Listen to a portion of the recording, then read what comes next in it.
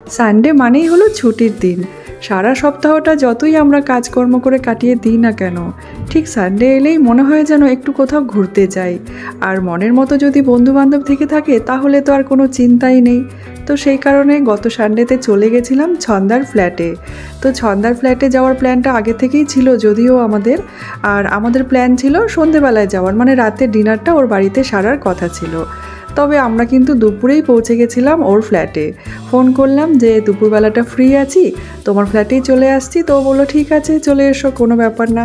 আর আপনারা তো জানেনই ছন্দাকে আমি এতটাই ভালোবাসি, এতই নিজের মনে হয় ওকে, তাই ওর কাছে আমার কোনো রকম দ্বিধাদ্বন্দ্ব লাগে না মনের কথা কিছু বলতে। এই হলো ওর ফ্ল্যাট, ভীষণ সুন্দর সাজানো গোছানো, আর এত শান্তি ওর ফ্ল্যাটে গিয়ে পাই। সেই কারণে আমি তো বারে বারেই ওর ফ্ল্যাটে চলে যাই বেড়াতে। তো যাওয়ার সাথে সাথে ও আমাদেরকে দিয়েছিল ম্যাঙ্গো শেকটা আগে থেকেই ও বানিয়ে ফ্রিজে রেখে দিয়েছিল। তো আমরা যাওয়ার সাথে সাথেই ও আমাদেরকে একদম ঠান্ডা ঠান্ডা ম্যাঙ্গো শেক খাওয়ালো। আর সেই দিন ছিল প্রচণ্ড গরম, মানে এতটাই গরম লাগছিল। তো সেই কারণে ওর বাড়িতে গিয়েই আগেই একদম ওর হাতে ঠান্ডা ঠান্ডা ম্যাঙ্গো শেকটা খেতে বেশ ভালো লাগছিল। আর আমি তো প্রথমেই ওর বাড়িতে গেলেই আর কি ঠাকুর ঘরে ঢুকি। ছন্দা ঠাকুর ঘরটা এত সুন্দর, তো সেই কারণে ঠাকুর প্রণাম করে তারপর চলে এলাম ওর এই বেডরুমে। আর ছন্দা কিন্তু অনেক দিন থেকেই বলছিল যে তোমরা সবাই মিলে একদিন আমার ফ্ল্যাটে আসবে, আর আমরা সবাই মিলে অনেক গল্প করব, আড্ডা দেবো আর খাওয়া দাওয়া করব। তো অলিরাও আসবে, অলি আর প্রবীরদা রাতে এসেছিল। অ্যাকচুয়ালি আমাদেরও রাতে আসারই কথা ছিল। তারপর সকালে যখন ছন্দার সাথে ফোনে গল্প করছিলাম, তো গল্প করতে করতে হঠাৎ মন হলো যে না দুপুরেই চলে যায়। আর ছন্দা তো শুনে খুব খুশি হয়ে গেল।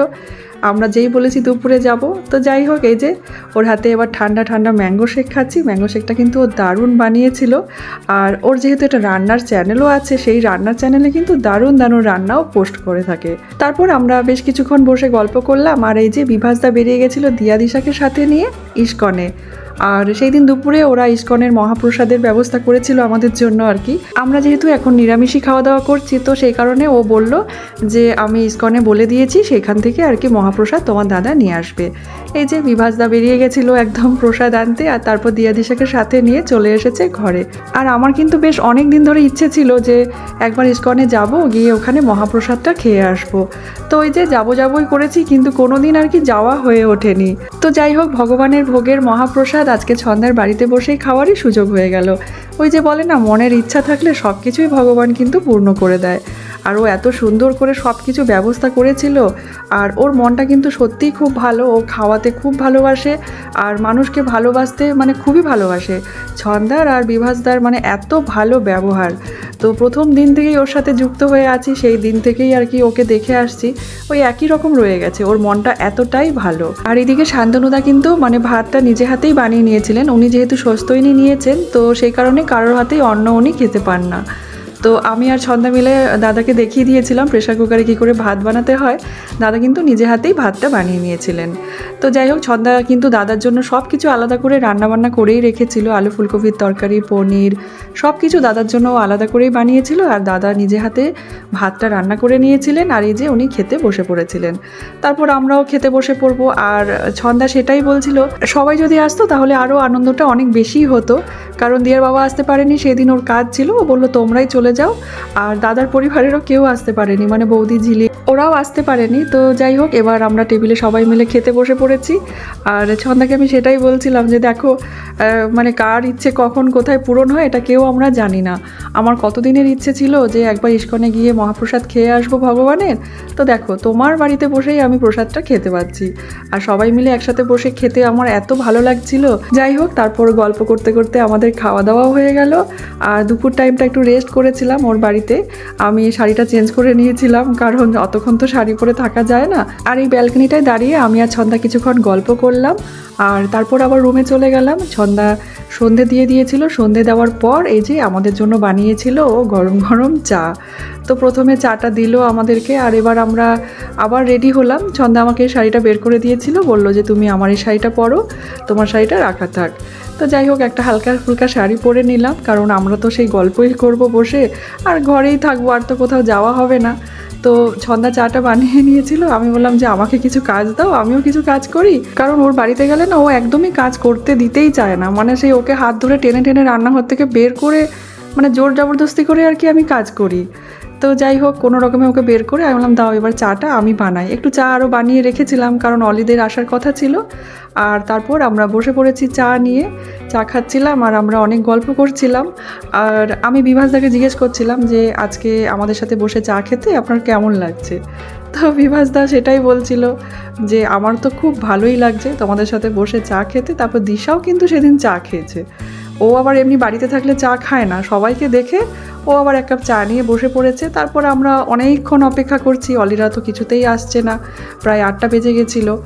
নিয়ে আমরা একটু ছবি তোলাতুলি করতে করতেই দেখছি বেল বেজেছে। এই যে চলে এসেছে অলি আর প্রবীরদা। আর এই যে প্রবীরদা আইসক্রিমটা আমার হাতে দিয়েছে। দিয়া দিশা তো আইসক্রিম খেতে খুব ভালোবাসে, সেটা প্রবীরদা জানে। আর দিয়া দিশার সাথে সাথে কিন্তু বিভাসদাও আইসক্রিম খেতে খুব ভালোবাসে। তারপর শুরু হলো আমাদের একের পর এক খাওয়ার পালা। প্রথমে দিল ম্যাঙ্গো জুস, তারপরে এই যে দিয়া দিশা আবার স্ন্যাক্সে যে সিঙ্গারা ছিল সেটাকে ওরা আবার বেড়ে নিয়ে এসেছে প্লেটে করে, মিষ্টি ছিল। আর তারপরে সব শেষে আমি আবার আইসক্রিমটা সবাইকে দিয়ে দিচ্ছিলাম। আর সেই দিন এত গল্প করেছি, এত আনন্দ করেছি, আমি তো আইসক্রিম কী খাবো, আমি আইসক্রিমটা খেতেই ভুলে গেছি। মানে গল্প করতে করতে আমার আইসক্রিমটা পুরোটাই মানে গলেই গেছিলো, সেটা আবার দিয়া খেয়ে নিয়েছে। আর আমি তো এরকম গল্প করতে পারলে মানে সব কিছুই ভুলে যাই, সত্যি বিশ্বাস করুন, এতই ভালো লাগছিলো সেই দিন মনটা। আর রসগোল্লা খেতে তো আমি খুব ভালোবাসি, মানে যতই বলি না কেন যে এবার আর মিষ্টি খাবো না, মিষ্টি খাওয়া ছেড়ে দেবো, তবে রসগোল্লার দিকে তাকালে কিন্তু আমার আর সেই কোনো রকম শপথ আর মনে থাকে না। তো যাই হোক, মিষ্টির প্রতি একটা আলাদাই ভালোবাসা আমার বলতে পারেন। তার মধ্যে যদি গরম রসগোল্লা হয়েছে তাহলে তার কোনো কথাই নেই। তো যাই হোক, তারপর আমরা সবাই মিলে বসে বসে মানে অনেক গল্প করছিলাম, কত মানে পুরোনো দিনের কথা সবাই আমরা শেয়ার করছিলাম। ছন্দা বলছিল নিজের বিয়ের কথা বলছিল, সব শুনছিলাম। আর এই যে আমরা সব পুরনো ছবিগুলো দেখছিলাম। বিশ্বাস করুন, ছন্দাকে দেখে মানে একদম চিনতেই পারছি না, ছন্দার মুখের সাথে কোনো মিলই ছিল না। তারপরে অলিও দেখাচ্ছিল ওর বিয়ের ছবি, আর আমাকে তো মানে এমনই লাগছে, মানে কি বলবো, এত রোগা ছিলাম তখন না। আমি ভাবছিলাম যদি আবার আগের মতো রোগা হতে পারতাম তাহলে কতই না ভালো হতো গল্প করতে করতে। আর এই যে ছন্দা তারপরে অ্যালবাম বের করে নিয়ে এসেছে। আর ছন্দার মেয়ের এই এনগেজমেন্টের ছবিগুলো দেখে আমার মনটা তো খুব ভালো হয়ে গেছিলো, কারণ ছন্দার মেয়ের এনগেজমেন্ট থেকেই কিন্তু আমার সাথে ছন্দার পরিচয়। ছন্দা ফেসবুকে আমার ব্লগগুলো মানে নিয়মিতভাবেই ও দেখতো আর খুব সুন্দর সুন্দর পজিটিভ কমেন্ট করতো। আর সেখান থেকেই ও আমার ফোন নাম্বার নিয়েছিল আর ছন্দার মেয়ের এনগেজমেন্টে আমাকেও ইনভাইট করেছিল।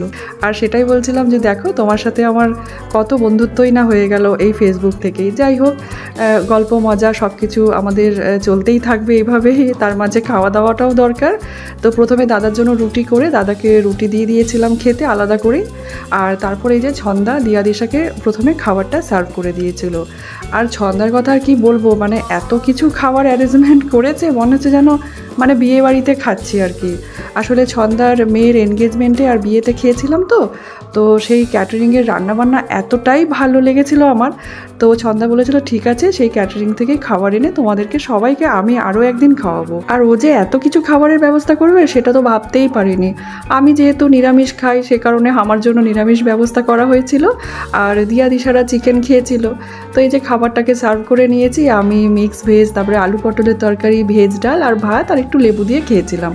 খুব ভালো লেগেছে আমার খাবারগুলো। তারপরে এই যে ছন্দাও বসে পড়েছে খেতে। আমার তো নিরামিষ খাবারগুলো দারুণ লেগেছিল, আর দিয়া দিশার তো কাজু ফিশ আর চিকেনটা বেস্ট লেগেছিল। তারপর খাওয়ার শেষে আমরা একটা করে পান খেয়ে নিয়েছিলাম। চলুন আজকের ব্লগটা এখানে শেষ করছি। ভিডিওটা ভালো লাগলে লাইক, কমেন্ট এবং শেয়ার করে আমার পাশে থাকার অনুরোধ রইল। ধন্যবাদ।